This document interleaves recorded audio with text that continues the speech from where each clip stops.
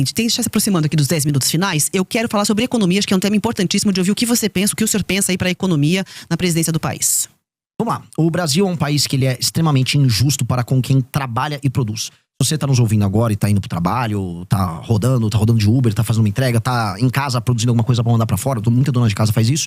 Você entende que você trabalha, você fica uma parte pequena do fruto do seu trabalho. E mais, você se sente injustiçado porque você vê uma massa cada vez maior de pessoas que recebem benefícios. E você fala, poxa, às vezes eu sou pobre, tô ganhando pouco, uma pessoa tá recebendo um benefício sem merecer. Ou um juiz tá ganhando um penduricário gigantesco, tirando 200 mil reais por mês. Ou eu vejo uma grande empresa recebendo benefício fiscal e aí acaba nem entregando o serviço. Você fala assim, pô, o que tá acontecendo? Eu estou sendo um otário. E sim, se a gente olhar na letra fria da lei, o brasileiro comum que trabalha e produz é um otário. E isso tem que ser invertido. A nação brasileira tem que ser amiga de quem trabalha e produz.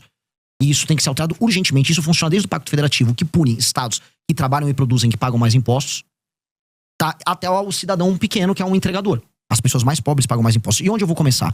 Eu e o nosso deputado federal do Partido Missão, Kim Kataguiri, a gente já protocolou uma PEC que faz a grande reforma fiscal brasileira, que mexe desde renúncias fiscais fraudulentas que existem no Brasil, até super salários, até penduricários do judiciário, até aposentadorias exageradas de militares e membros também do judiciário, e mexe também em emendas parlamentares. Ou seja, ela vai mexer em inúmeros temas. Incluo aí, até peço, inclusive eu faço um desafio para os próximos pré-candidatos, porque eu falo aqui, tem que ter uma outra reforma da Previdência, haverá e vai precisar ser feito, a nossa já inclui, e eu quero ver os outros falarem, porque se não falar e ficar escondendo na campanha de desonestidade, também deixo esse desafio, porque não vai poder continuar mantendo o BPC, que é o benefício de prestação continuada, da forma como tá, crescendo como tá, vai estourar as contas públicas, a gente vai precisar normatizar isso, existem muitas fraudes envolvendo isso, e com isso eu preciso achar 200 a 300 bilhões de corte de gasto no orçamento.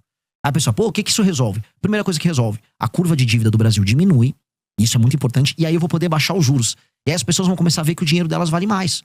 As pessoas vão poder pegar empréstimos, as pessoas vão poder fazer financiamento, as empresas vão poder se financiar. E ao regular isso, aí a gente começa a ter espaço para investir, com marcos regulatórios que eu vou incluir junto, ligados a aumento de competitividade, maior liberdade laboral, maior investimento em infraestrutura, especialmente infraestrutura de estradas e rodagens. O caso de vocês no Paraná é o mais bizarro, é um dos estados mais ricos do Brasil e as estradas são horrorosas. Eu quase morri vindo de Cascavel para Ponta Grossa. É meio assustador um negócio desse, porque eu não estou falando, eu não estava na Paraíba, eu não estava no interior do Maranhão, eu estava no Paraná, um lugar que paga a conta do Brasil. E, pois bem, no Paraná as estradas são piores que as estradas do Ceará. Eu vi isso, isso é absolutamente ridículo. Então, como resolver isso? Fazer essa economia que eu falei, e aí vai sobrar dinheiro para investir em energia e investir em estrada, que é basicamente infraestrutura para o Brasil. Com essa infraestrutura aumentada, o custo do Brasil diminui, o dinheiro diminui, o custo do dinheiro, porque eu vou ter baixado os juros. E com base nisso, a economia brasileira passa a ficar bem mais competitiva. Especialmente nesses setores agora, eu olho aqui Centro-Sul, onde a gente mora, eu sou de São Paulo, vocês são aqui do Paraná, não precisa de grandes projetos governamentais.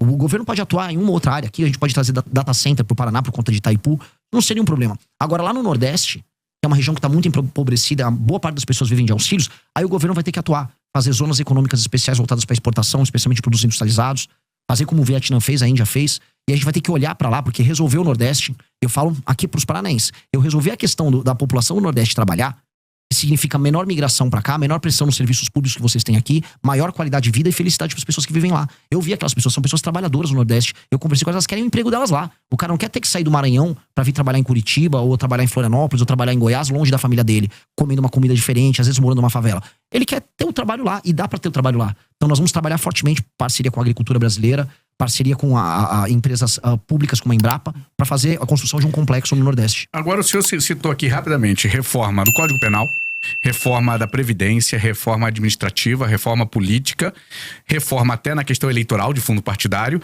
E a do Judiciário, o senhor acha que é necessário o senhor candidato eleito? O que o senhor faria? Os privilégios do Judiciário, tô falando, assim, vamos começar pelos privilégios dos penduricários. Essa reforma nossa já endereça. Ela já tá lá, a gente vai ter que mexer nesses privilégios, porque eles são ilegais. A gente vai ter que atestar a ilegalidade e cortar a ilegalidade. É que, né, quem vigia o vigilante, né? O vigilante é o judiciário e ele não quer ser vigiado por ninguém, porque ele mesmo faz os próprios privilégios. Nós vamos ter que usar o Poder Executivo com um projeto bem claro para coibir isso, acabar os penduricários. Agora, quando eu vou falar de outro tipo de abuso, o abuso do STF, do Supremo Tribunal Federal, aí eu preciso ser muito claro. A gente vai precisar tomar medidas que alterem a dinâmica atual. Por exemplo, a gente tem que acabar com essa farra das decisões monocráticas. 83% das decisões são monocráticas.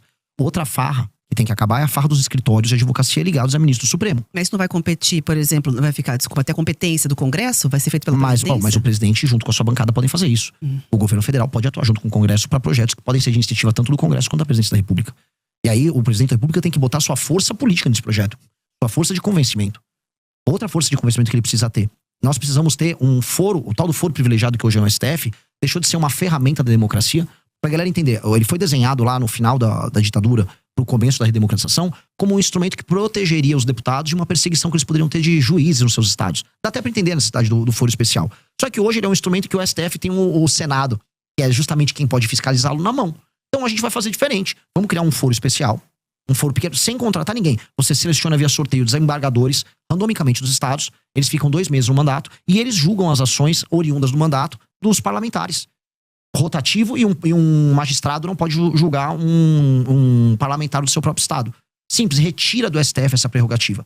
Também a gente tem que fazer uma coisa no STF que é um absurdo. A gente tem que inserir uma coisa que tem nos Estados Unidos, que é o filtro de acesso.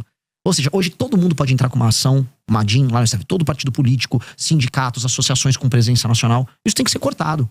Só ações de natureza constitucional podem parar lá e ser aceitas lá. Hoje no Brasil, o STF toca 8 mil ações, enquanto a Suprema Corte Americana só 50. Isso tem que ser alterado. A gente tá chegando ao fim da entrevista, mas preciso perguntar da composição do seu ministério, se haverá redução, de forma bastante breve. Já tem nomes para os ministérios. Faria que tipo de reforma falando, então, na questão ministerial?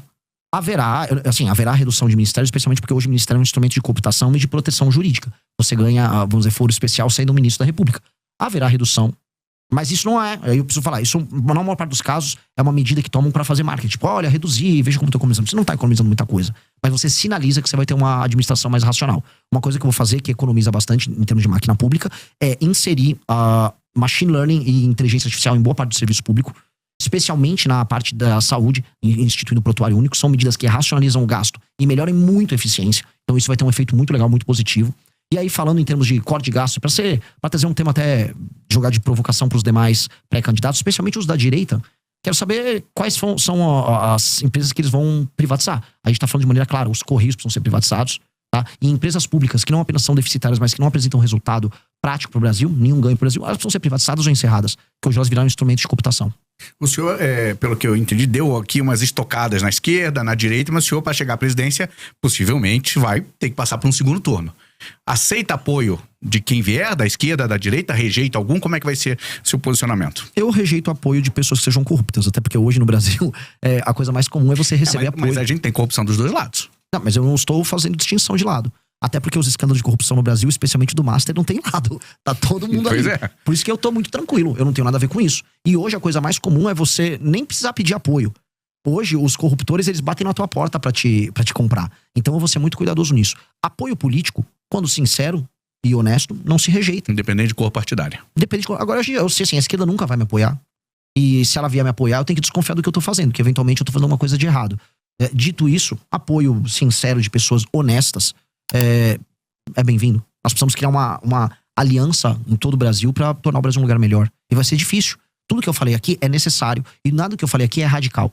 São coisas normais que nós precisamos fazer para tornar o nosso país um lugar melhor. Só que o normal que eu falei aqui, ele se torna difícil porque nós somos um país em que tudo é difícil. Eu estou disposto a colocar minha vida nisso. Eu vou dedicar os melhores anos da minha vida para tornar o Brasil um país sério. E eu vou fazer isso com ou sem apoio das pessoas donas da máquina partidária brasileira. Candidato, 1 minuto para falar com a nossa audiência. Qual câmera eu falo? Qual câmera? Aqui, é da frente. Aqui, meus queridos amigos, o Brasil, ele foi desenhado como um país injusto com você.